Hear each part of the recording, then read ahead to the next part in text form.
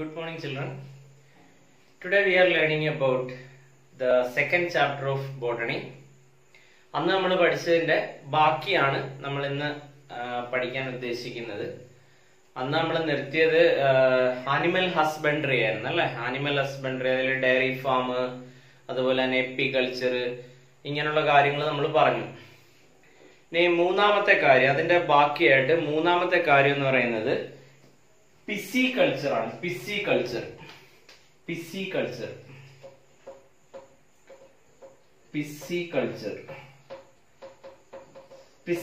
എന്ന് പറഞ്ഞു കഴിഞ്ഞാല് ഫിഷ് റിയറിംഗിന് പറയുന്ന പേരാണ് പിസികൾച്ചർ എന്ന് പറയും. It is the rearing of fishes. അത് രണ്ട് ടൈപ്പ് വരുന്നുണ്ട്, ഫ്രഷ് വാട്ടർ ഫിഷുകളും മറൈൻ ഫിഷുകളും. ഇങ്ങനെ രണ്ട് ടൈപ്പ് റിയറിംഗ് ഉണ്ട് കേട്ടോ. അതിന് പറയുന്ന പേര് പിസികൾച്ചർ എന്നാണ് പറയുക. Pisciculture means rearing of fishes is called pisciculture. നമ്മൾ എക്സാമ്പിൾ ആയിട്ട് കട്ട്ല, രോഹു ഇതുപോലുള്ള ഫിഷുകളെ റിയർ ചെയ്യുന്നതിന് നമ്മൾ പറയുന്ന പേര് പിസികൾച്ചർ എന്നാണ് പറയുന്നത്. ഇനി അടുത്ത ഒരു ടേമാണ് സെറികൾച്ചർ. സെറികൾച്ചർ എന്ന് പറഞ്ഞാൽ it is also coming under the branch of animal husbandry. Sericulture എന്ന് പറഞ്ഞാൽ എന്താ? റിയറിംഗ് ഓഫ് സിൽക്ക് വേം. റിയറിംഗ് ഓഫ് സിൽക്ക് വേം for the production of silk. നമ്മൾ സിൽക്ക് തുണികളൊക്കെ ധാരാളമായിട്ട് കണ്ടിട്ടുണ്ട്. ഈ സിൽക്ക് ഉണ്ടാക്കുന്നത് സിൽക്ക് വേമിൽ നിന്നാണ്. കാരണം ശരിക്കും പറഞ്ഞാൽ ഈ സിൽക്ക് വേമിനെ മൾബറി പ്ലാന്റിൽ ഗ്രോ ചെയ്യിപ്പിക്കും. അപ്പൊ ഈ മൾബറിയുടെ ഇല എന്ന് പറയുന്നത് അതിന് ഭയങ്കര ഇഷ്ടമാണ്, ഭയങ്കര ടേസ്റ്റിയാണ് സിൽക്ക് വേമിനെ സംബന്ധിച്ച്. അപ്പൊ ഈ മൾബറിയുടെ ഇല തിന്നിട്ടാണ് ഇതെന്ത് ചെയ്യുന്നത്?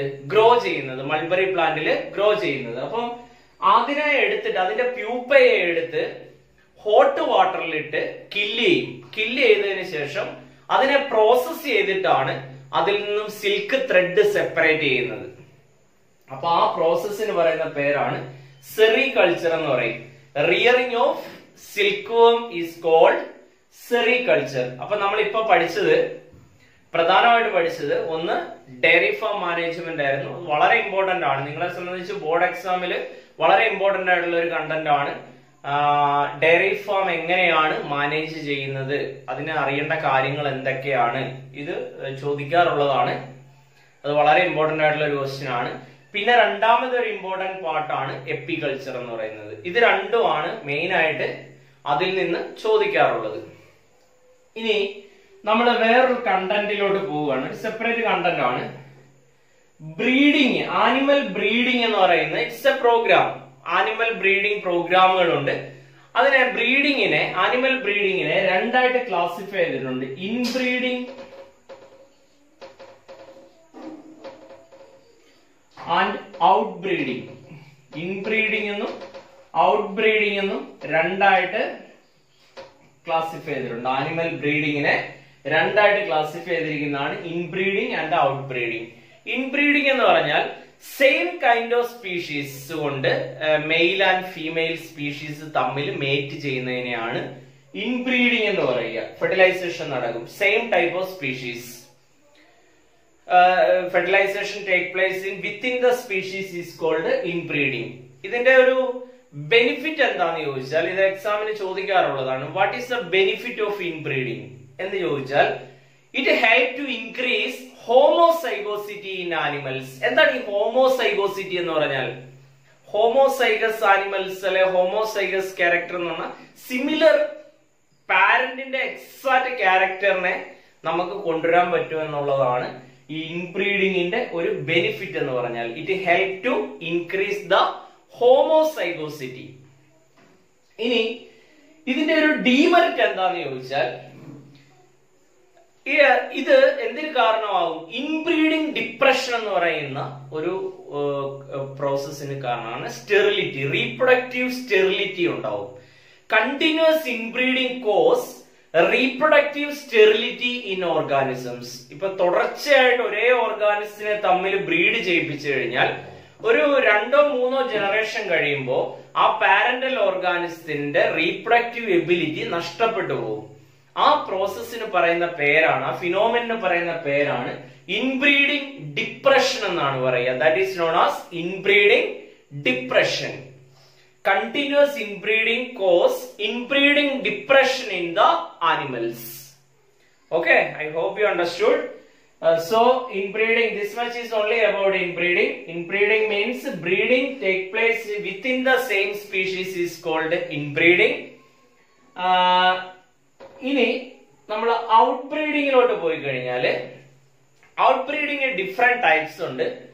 Different types of outbreeding is there. First one is cross breeding. Cross breeding ഇൻബ്രീഡിങ്ങിന്റെ ഒരു ടൈപ്പാണ് ക്രോസ് ബ്രീഡിംഗ് എന്ന് പറയുന്നത്. രണ്ടാമത്തെ ടൈപ്പാണ് ഔട്ട് ക്രോസിംഗ്. മൂന്നാമത്തേതാണ് inter specific hybridisation. Inter specific hybridisation. ഇങ്ങനെ 3 ടൈപ്പ് ഔട്ട്ബ്രീഡിംഗ് ഉണ്ട്. Outbreeding is of 3 type. ഏതൊക്കെയാ? Cross breeding, out crossing, inter specific hybridisation. ഇപ്പൊ നമ്മളോട് ചോദിക്കുകയാണ്, ഒരു ക്വസ്റ്റ്യൻ ചോദിക്കുകയാണ്, which is the best suitable breeding technique എന്ന് ചോദിച്ചാൽ ഒറ്റ ആൻസറേ ഉള്ളൂ, that is cross breeding. Cross breeding is the most suitable breeding technique in the breeding program. അപ്പൊ അതിന്റെ കാരണം എന്താന്ന് ചോദിച്ചാല്, ഇതിനു വേണ്ടി ബ്രീഡ് ചെയ്യാൻ ഉപയോഗിക്കുന്ന മെയിൽ ആനിമൽ ആയാലും ഫീമെയിൽ ആനിമൽ ആയാലും ഹൈ ക്വാളിറ്റി ആനിമൽസ് ആയിരിക്കും. നിങ്ങൾക്ക് മനസ്സിലാവുന്നുണ്ടല്ലോ? High quality male and female mate together to form a superior quality offspring. അതാണ് ഇതിന്റെ ഒരു പ്രത്യേകത എന്ന് പറയുന്നത് ക്രോസ് ബ്രീഡിങ്ങിന്റെ. ഹൈ ക്വാളിറ്റി ആയിട്ടുള്ള ഒരു മെയിലിനെ ഫീമെയിലിനെ തമ്മിൽ മേറ്റ് ചെയ്യിപ്പിച്ച് ഒരു സുപ്പീരിയർ ക്വാളിറ്റി ഓസ്പ്രിങ് ഉണ്ടാക്കിയെടുക്കുന്നതിന് പറയുന്ന പേരാണ് ക്രോസ് ബ്രീഡിംഗ് എന്ന് പറയും. So that it is the most suitable breeding technique in the breeding programme. ചിലപ്പോൾ ചോദിക്കാം ഇത്, which is the most suitable breeding programme എന്ന് ചോദിക്കാം. That is cross breeding. അതിന്റെ കാരണം മനസ്സിലായല്ലോ? അതിനുവേണ്ടി എടുക്കുന്ന മെയിലും female animals high quality animals ആയിരിക്കും. അതിനെ തമ്മിൽ മേറ്റ് ചെയ്യിപ്പിച്ച് ഉണ്ടാക്കിയെടുക്കുന്ന ഓസ്പ്രിങ് എന്ന് പറയുന്നത് എന്തായിരിക്കും? സുപ്പീരിയർ ക്വാളിറ്റി ഓസ്പ്രിങ് ആയിരിക്കും. So that cross breeding is the best suitable breeding technique. Okay. And then out crossing. Out crossing എന്ന് പറഞ്ഞാൽ രണ്ട് സ്പീഷീസുകളെ, ഡിഫറെന്റ് ആയിട്ടുള്ള രണ്ട് സ്പീഷീസുകളെ തമ്മിൽ ക്രോസ് ചെയ്യിപ്പിക്കുന്നതിന് പറയുന്ന പേരാണ് ഔട്ട് ക്രോസിംഗ് എന്ന് പറയും. ദെൻ ഇന്റർ സ്പെസിഫിക് ഹൈബ്രിഡൈസേഷൻ എന്ന് പറഞ്ഞാൽ ഇതിനൊക്കെ ഡിഫറെന്റ് ആണ്. Inter specific hybridization is totally different from other breeding program because in this breeding technique we are using two unrelated animals. അതാണ് ഇതിന്റെ പ്രത്യേകത.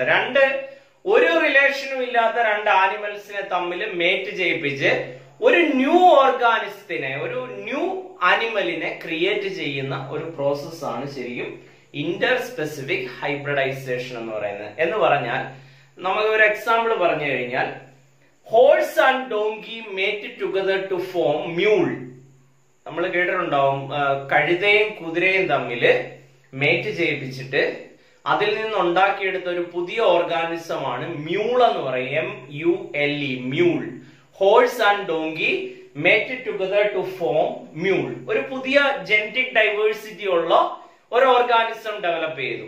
അതാണ് മ്യൂൾ എന്ന് പറയുന്നത്. അപ്പൊ ഇത്രയാണ് ബ്രീഡിംഗ് പ്രോഗ്രാമുകൾ എന്ന് പറയുന്നത്. ഞാൻ ഒന്നുകൂടെ പറയാം എന്തൊക്കെയായിരുന്നു. ഇൻബ്രീഡിങ് എന്ന് പറഞ്ഞാൽ സെയിം റിലേറ്റഡ് സ്പീഷീസുകളെ എന്ത് ചെയ്യുക, മേറ്റ് ചെയ്യിപ്പിക്കുന്നതിന് ഇൻബ്രീഡിങ് എന്ന് പറയും. ഇൻബ്രീഡിങ്ങില് അതിന്റെ ബെനിഫിറ്റ് എന്ന് പറയുന്നത് it help to increase homozygosity in animals. അത് ഹോമോസൈഗോസിറ്റി ഇൻക്രീസ് ചെയ്യിപ്പിക്കാൻ എന്ന് പറഞ്ഞാൽ കംപ്ലീറ്റ്ലി സിമിലർ ആയിരിക്കും. ആ ഉണ്ടാക്കിയെടുക്കുന്ന ഹൈബ്രിഡ് ഓർഗാനിസം എന്ന് പറയുന്നത് എക്സാക്ട് പാരന്റ് കോപ്പി ആയിരിക്കും.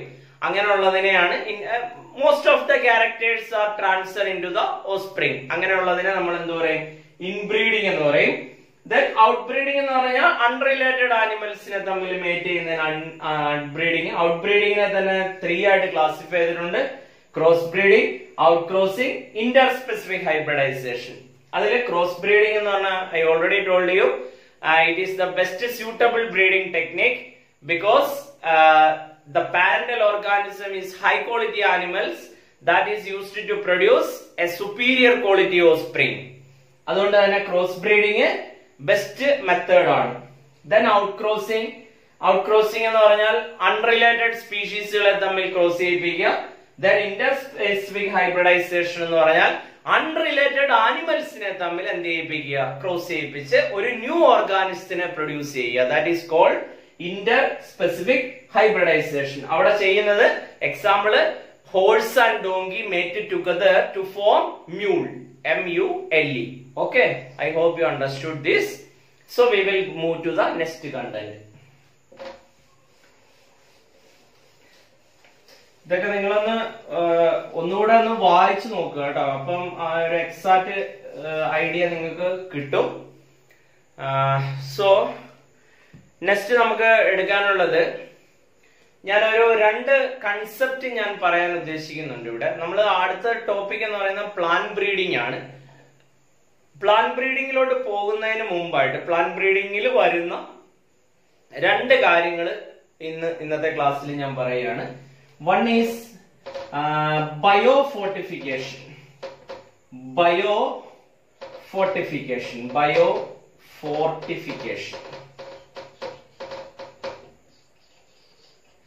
ബയോഫോർട്ടിഫിക്കേഷൻ. എന്താണ് ബയോഫോർട്ടിഫിക്കേഷൻ എന്ന് പറഞ്ഞാൽ? ബയോഫോർട്ടിഫിക്കേഷൻ നിങ്ങൾ ഈ ടേം കേട്ടിട്ടുണ്ടാവാൻ സാധ്യത കുറവാണ്.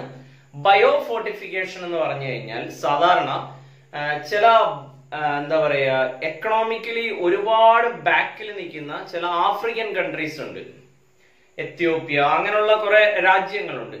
അങ്ങനെയുള്ള കൺട്രീസിൽ നമ്മുടെ ഇവിടെ ഗവൺമെന്റ് സ്കൂളുകളിൽ മിഡ് ഡേ മീൽ സിസ്റ്റം ഉണ്ട് അല്ലെ. മിഡ് ഡേ മീൽ കൊടുക്കുക, ഉച്ചക്കഞ്ഞി വിതരണം നടത്താറുണ്ട്. അത് കാരണം അതിന്റെ ഒരുപാട് ഡെലീഷ്യസ് ആയിട്ടുള്ള ഫുഡ് അല്ല കൊടുക്കുന്നത്, പക്ഷെ ന്യൂട്രിയൻ റിച്ച് ആയിട്ടുള്ള ഫുഡ് സപ്ലൈ ചെയ്യുന്നുണ്ട് കുട്ടികൾക്ക്.